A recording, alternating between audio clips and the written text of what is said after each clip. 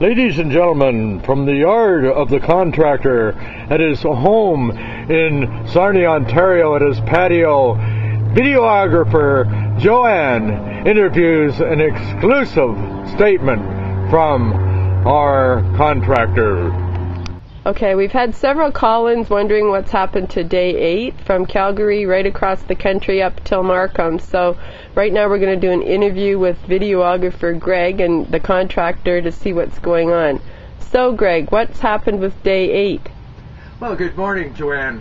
Day 8 we had a bit of a problem. We went to the site and at the homeowners and I checked the drywall and some of the mud just hadn't seemed to dry. The problem was that we had a major thunderstorm on day 7 while the mudding was being applied. Therefore, with the humidity and the dampness from the thunderstorm, the drywall mud just didn't seem to dry properly. So, well, I took the day off. What else can I say? But today I promise that we're going to have a combined film for day 8 and day 9, and onward we move. Okay.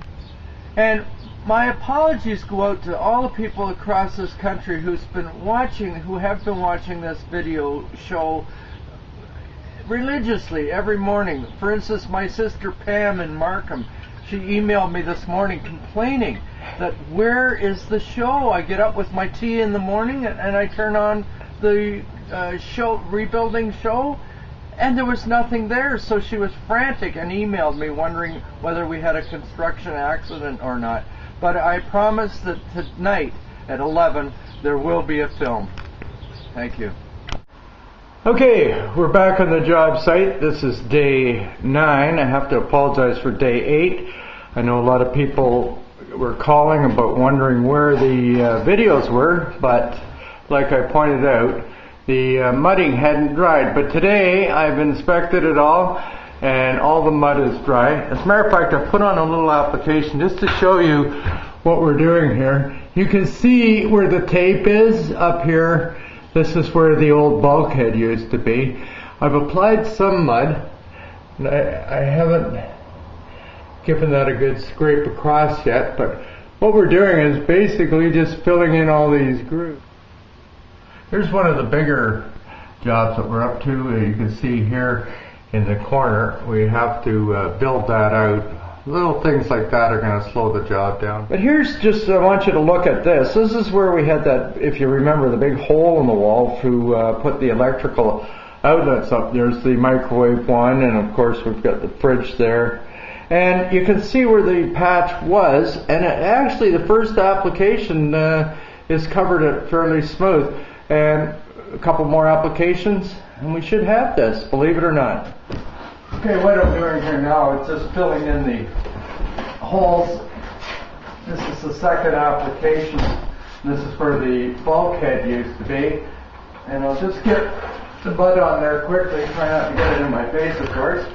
And I'll show you how you apply this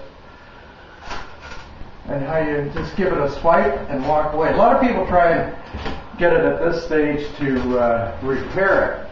And you're not repairing the drywall at this stage. What all you're doing, whoop, good thing we got an old floor down there. But all we're doing at this stage is basically building the drywall mud up that will equal the level of the drywall itself. So here's what we do. We take this and we just hold like that flat, and you can see that there's a little bit of movement there. It's still not filled in properly. And you pull along like that. That, and just drag it out like that. You can see it taking the mud off, and you leave it. You can see these little lines and ridges and everything. Don't try and fill them in, leave them.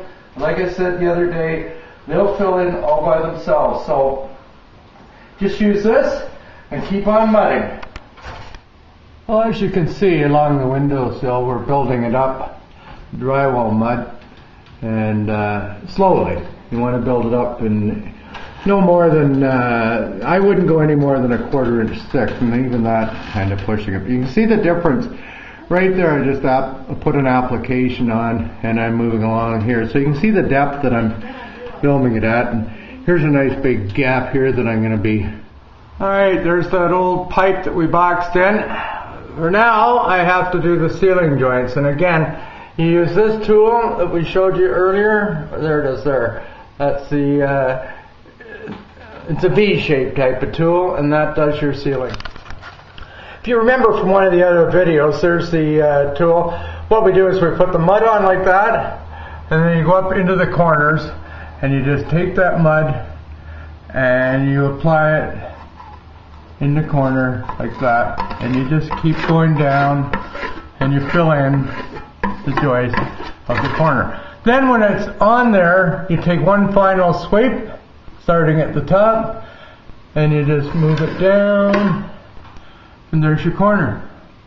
A couple more applications, that corner will never look like it had drywall on it. Okay, another thing about drywalling is something called feathering. Now you can see the darker spot, that's where the patch was put in.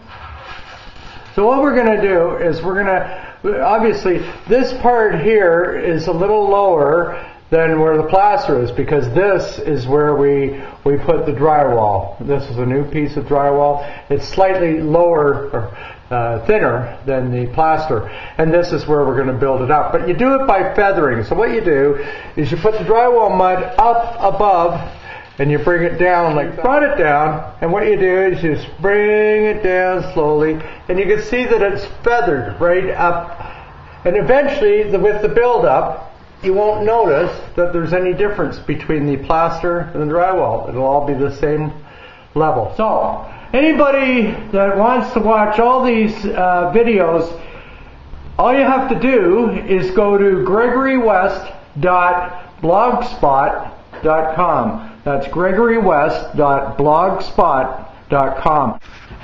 Well, anyways, I don't know if you can actually see me or not, but I'm videotaping myself in the kitchen of the homeowners where we're renovating. So I don't know what they say in construction business. I'm not in that. I'm retired. I don't work. I don't want to ever work. But I'll just say that's a wrap.